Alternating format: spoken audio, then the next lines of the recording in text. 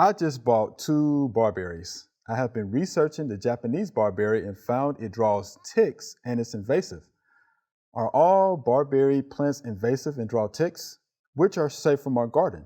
Please help. I want to dig them up after reviewing several videos on Japanese barberry dangers, ticks, and Lyme disease. And this is May.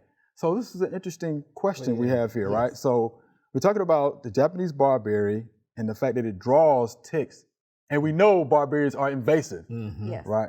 Yes. So are all the barberry plants invasive and draw ticks? Well, yes and no. There are native. Okay. There is one native barberry, canadensis. That's native to the United States. But the thing is, I want to know, where is she at? Is she in an area that's prone? Because here where we are, we're not real prone to having tick populations and Lyme disease. We have ticks, but not Lyme disease. Sure. But if she's in an area that is prevalent with that, then yeah, I would definitely not want to plant barberries, because deer are attracted, they will eat barberries.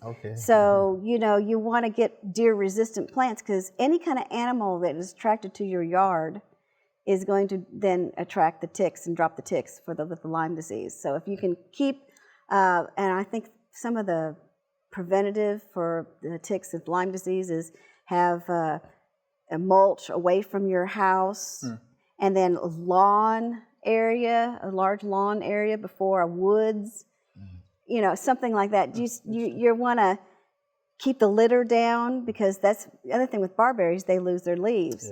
So then people don't always clean out underneath them, and so they have a nice perfect place for the ticks to breed. So that's the other problem with them. Yeah, because it's a sticky plant. So you don't clean out the leaves under it. Because you don't want to get stuck. So you definitely look for maybe another plant or something. Another plant, I would look for another plant. Right, just to be safe. She wants to be safe. I would be safe. Because and do try to look, if you are in an area where there's a lot of animals, especially deer, then I would go with deer-resistant plants, because you don't want to bring the animals into your yard. Right. You want to keep them out so the ticks are less likely to be in your yard. Thanks for watching the video. We hope you enjoyed. To subscribe, click below.